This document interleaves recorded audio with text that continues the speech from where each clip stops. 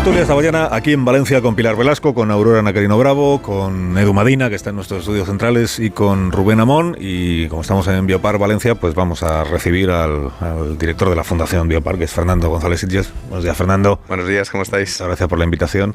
Encantadísimos de teneros aquí. Que estaba poniendo antes tu cara cuando yo hablaba de mi relación con la familia de los gorilas, pero es que en 24 horas pues hemos estrechado muchísimo los lazos. Bueno, es que en el fondo todos somos primos cercanos, ¿no? Claro. Con Mambi, con sus hembras, ¿no? y con sus hijos. Están todos encantados, además, de teneros aquí también. Sí, eso me dijo ayer Evo. La familia crece. La familia crece. Evo se llama Evo por el bosque de Camerún, ¿no? Exacto. Por donde tenemos un proyecto en el que estamos ayudando para también conservarlos allí, no solamente aquí. Mira, si quieres empezamos por explicar esto, que es Biopar Valencia, Biopar Fuengirola y el acuario de Biopar Acuario Gijón. Sí. Usted puede venir a Biopar, usted que me está escuchando, a pasar un buen día y a conocer a los animales que viven aquí y a aprender cosas, ¿no? Pero además de eso, se trata de que usted salga de aquí con una cierta conciencia, ¿no? De que lo que usted ve aquí en realidad es solo una muestra, una representación de especies que proceden de otros lugares, de otros hábitats, en los que la fundación que tú diriges también está implicada, ¿no? En la conservación de estas mismas especies, pero en sus lugares de procedencia. Exacto. Nosotros tenemos en los parques, nuestra principal misión es, por un lado, conservar las especies, porque muchas de ellas están realmente en peligro de extinción, incluso algunas están extinguidas ya en libertad. Ninguna de las especies que tenemos aquí son animales que vienen de libertad, siempre vienen de otros parques, de otros zoológicos. Eso está regulado por organismos superiores,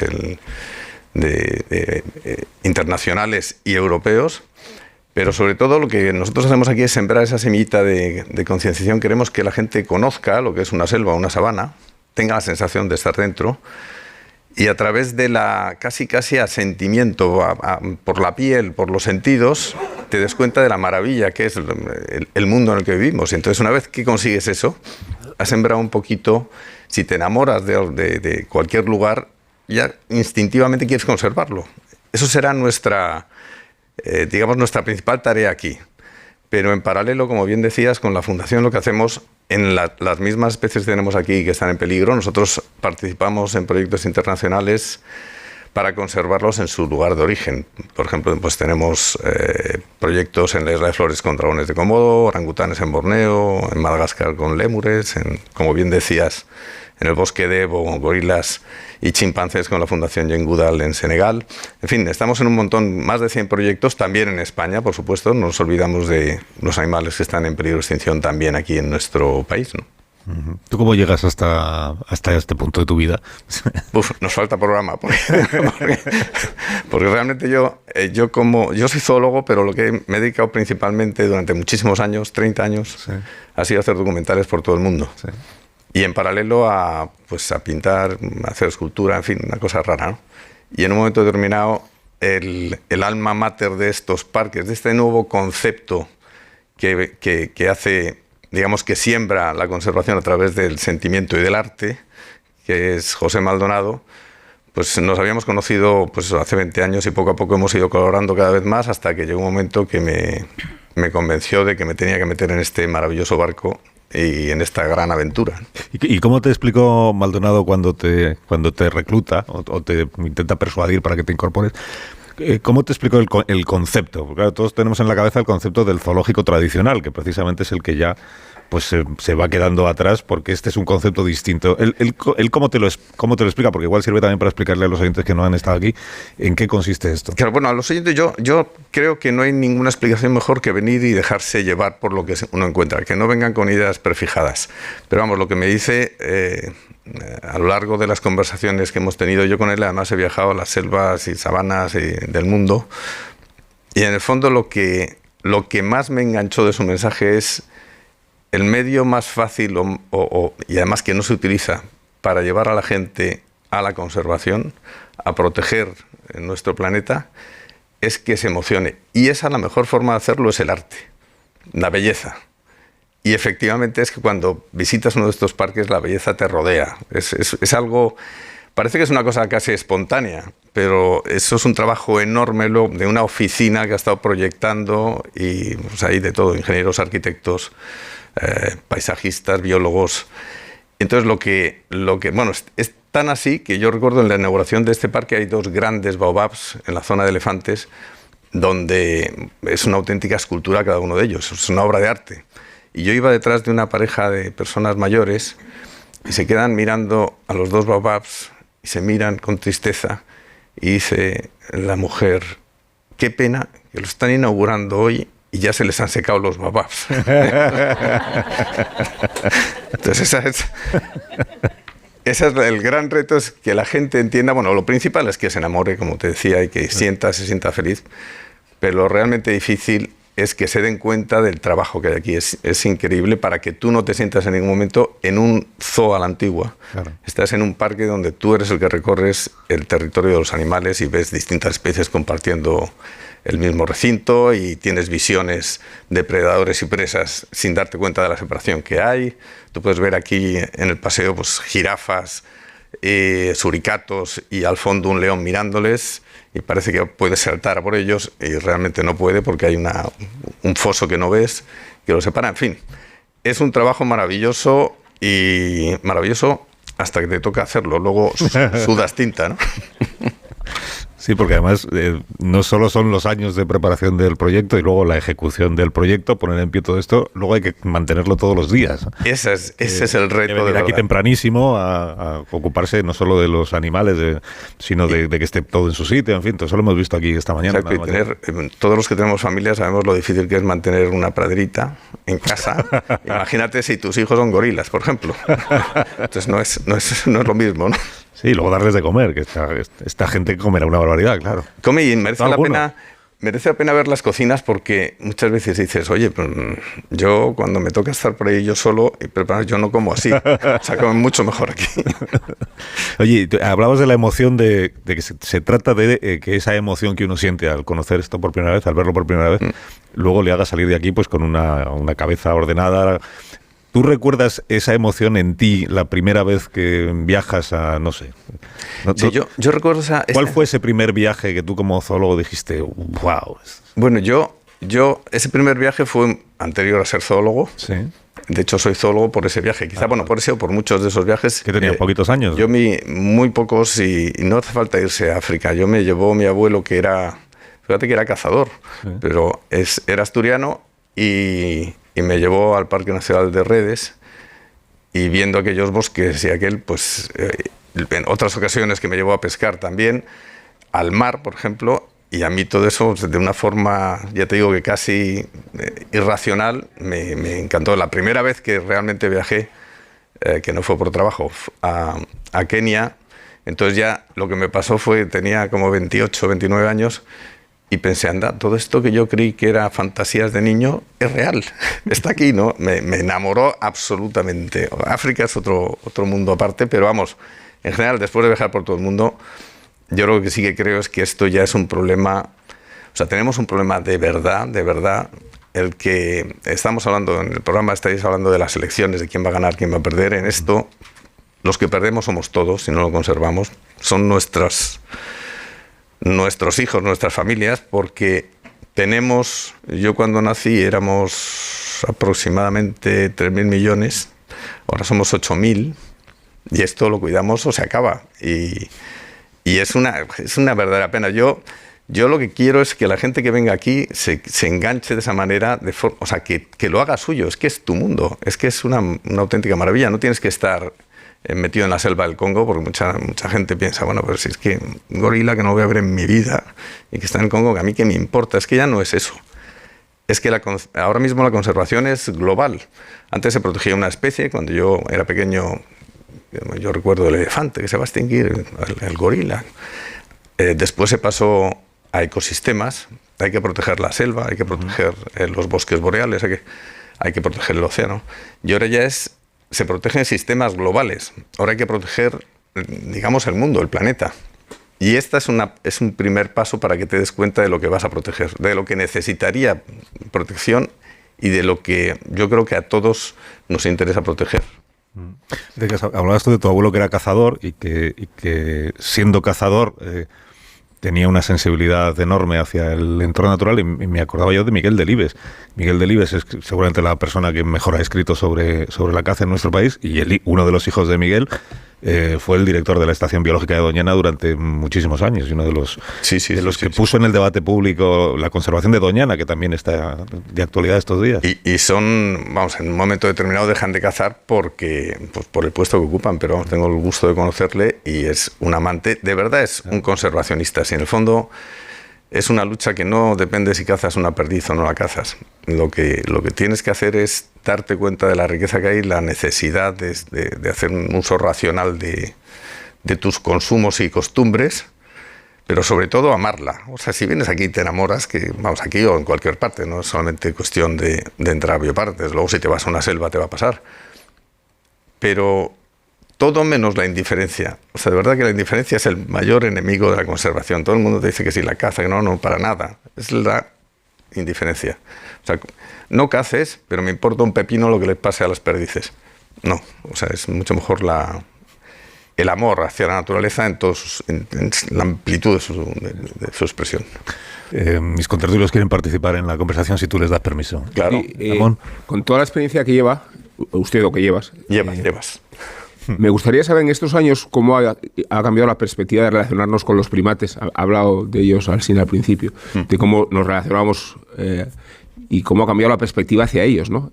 Sobre todo cuando están en cautividad. ¿Qué ha cambiado en el trato con los primates? Hombre, yo creo que hay la gente en el fondo viene y con todo el desconocimiento que tenemos todos en general sobre la naturaleza, cuando vienes y ves, al principio se venía buscando qué gracioso el mono, entre comillas, ¿no? O sea, un chimpancé pues era Chita, el Chita de Tarzán, y digo él porque era macho Chita, pero en fin. Cuando vienen aquí, pues te das cuenta de que empiezas a verlos con un poco de tranquilidad y sin ver ningún tipo de jaula, barrote, encierre, y les ves actuar de una forma natural y empiezas a ver lo cercano que son a nosotros, ves familias, ves amistad, ves recelos, y eso empieza a hacerte pensar, o así lo espero, lo de pensar siempre es una presunción, pero te empiezas a pensar que bueno, que esto merece la pena conservarlo, o sea, cuidarlos, respetarlos, que no es solamente un animal de chiste, de película. Yo la primera vez que estuve en Gombe para grabar chimpancés, me sorprendió que en uno de los epígrafes del parque no dejaban entrar a niños menores de 8 años.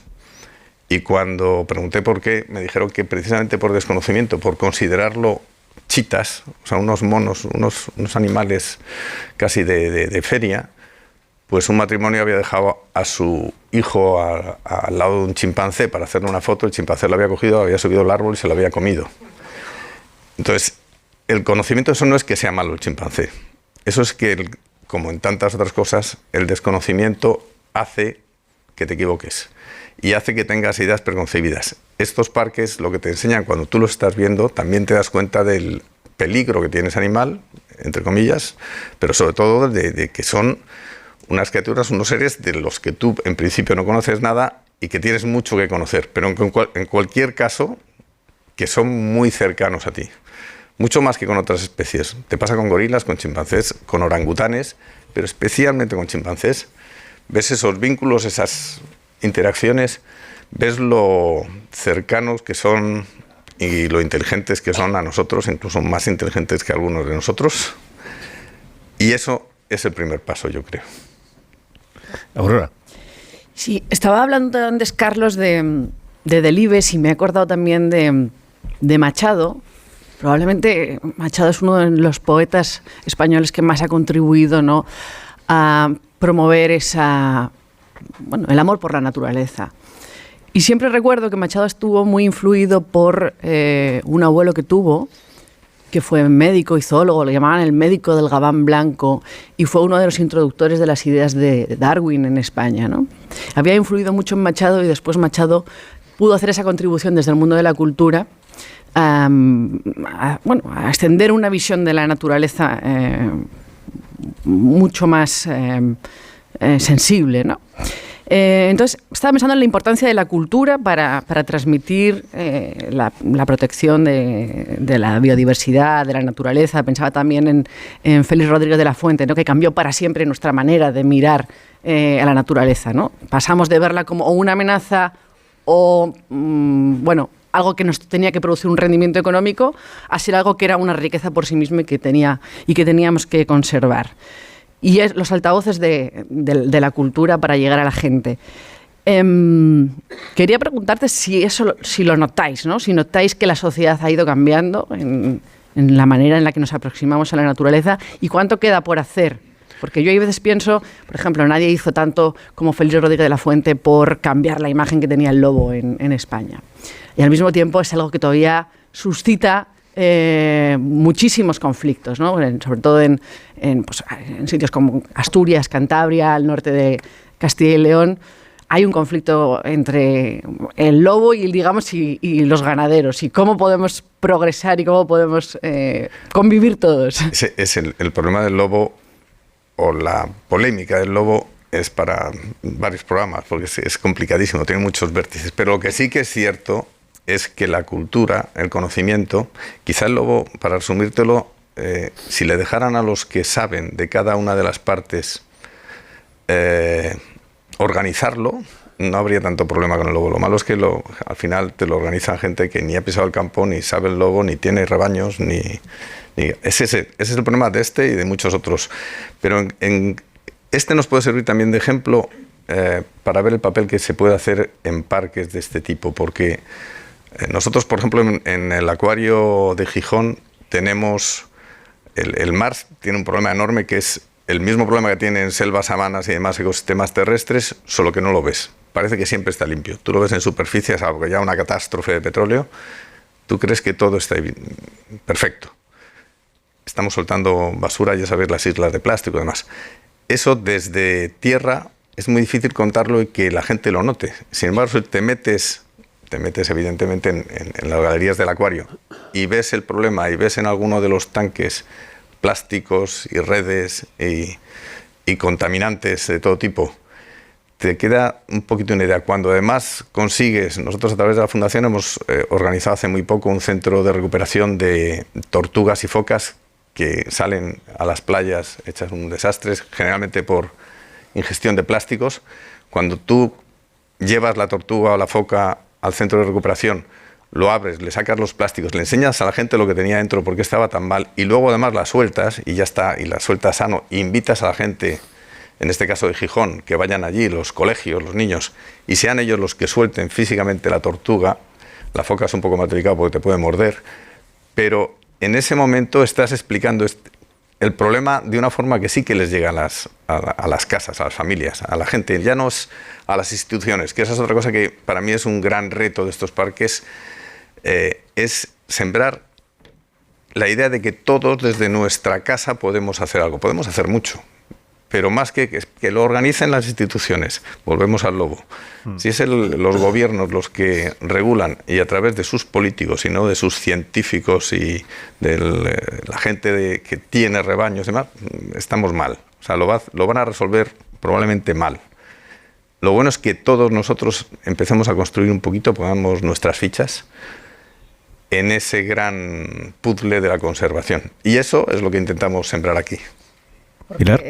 Fernando, en esto hay mucho negacionismo también, ¿no? Se dice que las especies parece que se extinguen solas, que es el curso natural de, pues nacen y mueren y cambian las condiciones del clima. Tenemos mucha mano, ¿no?, en esto de la conservación. Nosotros es verdad que de forma natural se extinguen las especies. Ha habido 5 extinciones masivas, pues provocadas por un impacto de meteoritos o por contaminantes atmosféricos producidos por volcanes y demás. Lo que pasa es que nosotros somos el vector de esta sexta extinción. O sea, nosotros somos los que estamos acelerando la extinción. No quiere decir, yo eso también lo contamos mucho y se cuenta mucho a los niños también en los parques. El problema aquí no es que vayamos a extinguir a muchas especies y ya no vuelvan a aparecer, o que vayamos a acabar con el mar y que no, el problema de eso, la Tierra se va a recuperar seguro, ya lo ha hecho un montón de veces y seguirá haciéndolo. problema es que los que nos vamos al garete somos nosotros, los seres humanos. O sea, esto que estamos intentando proteger de los ecosistemas, en el fondo es un acto de egoísmo, porque somos nosotros los que nos vamos por el sumidero como esto sigue así. Estaba pensando en tu labor como autor de documentales, como cineasta de la naturaleza. Que te has hecho, ¿cuántos? 100, 200 más o menos. Bueno, eso supongo que requiere mucha paciencia, porque habrá muchos momentos en los que tienes que estar ahí esperando a que pasen cosas, ¿no? Sobre todo si tienes dinero como la BBC, sí, esperas todo lo que quieras. Si no tienes dinero, tienes que ser el que te muevas a buscarlos. Por eso también en estos parques que de repente llegas y vas atravesando una selva, porque te da la sensación de estar en cualquier otro ecosistema. Y de repente, a la vuelta de un gran árbol, ves una pareja de gibones haciendo todo lo que tú has intentado grabar y jamás has hecho, pues dices, esto es lo que se debería ver allí, ¿no? Pero en fin. Y de esos 200 documentales, ¿tienes en la cabeza algún momento que te haya sorprendido? Porque, o sea, imagino que vas a hacer un documental teniendo una cierta idea de lo que vas buscando, de lo que te vas a encontrar. Pero luego te habrán pasado cosas, pues eso, infinitas. Que con esto no contabas y que igual ha sido lo más interesante al final que te ha pasado para hacer el documental. Bueno, más que más interesante, lo que sí es verdad es que tú te documentas aquí, coges todos los libros, a los expertos, llegas allí y el guarda del parque que te lleva sabe mucho más que todos. Te dice, no, todo eso es mentira. O sea, directamente te lo dice así, eso no, ni de coña. Eso va a pasar así. Y efectivamente es como te pasa, ¿no? Y a partir de ahí ya te digo que cuando tienes un presupuesto bastante limitado, es todo pura improvisación. O sea, incluso el guión cambia del principio a final de rodaje. O sea, cuando yo veo en la BBC a Attenborough ahí haciendo esos documentales, igual han estado 27 años... Bueno, es que si hablas de Attenborough, que además es el top, eso tiene, pues yo recuerdo un programa que tenía 36 equipos de cámara, había estado 6 años desde el inicio hasta el final. Yo generalmente tengo un mes, tenía. Gracias a Dios ahora tengo un poco más. Cuando hacemos con la fundación y con los parques, hacemos algún documental, pues ya tenemos un poquito más de tiempo, no mucho más, pero algo. Además, a los de la BBC les encanta presumir de los últimos equipos que han comprado y que han desarrollado, ¿verdad? Bueno, pero yo les envidio. O sea, a mí me parece que en eso, pues mira, presúmelo porque lo merece. Porque hemos hecho un documental solo para usar esta nueva cámara que tenemos. Sí, capaz de hacer. Pero además, han descubierto cosas para la gente, no para la gente, para la ciencia. O sea, se creía, este ave no se había visto nunca, se había cantar, pero estaba en el canopy de la selva nunca. Nuestros equipos tuvieron 8 meses y al final, a primera hora del día, grabaron y la ciencia ve por primera vez ese pajarraco, ¿no? Sí. Y te dices alabado sea la BBC, pero ¿quién tuviera su presupuesto? ¡Qué envidia! ¡Qué envidia! Oye, Fernando, gracias por habernos acompañado esta mañana y por habernos invitado a enamorarnos de todo lo que hay detrás aquí de nosotros. Pues nada, muchísimas gracias a vosotros y un placer. Gracias, un gusto escucharte. Hasta cuando tú quieras, Fernando.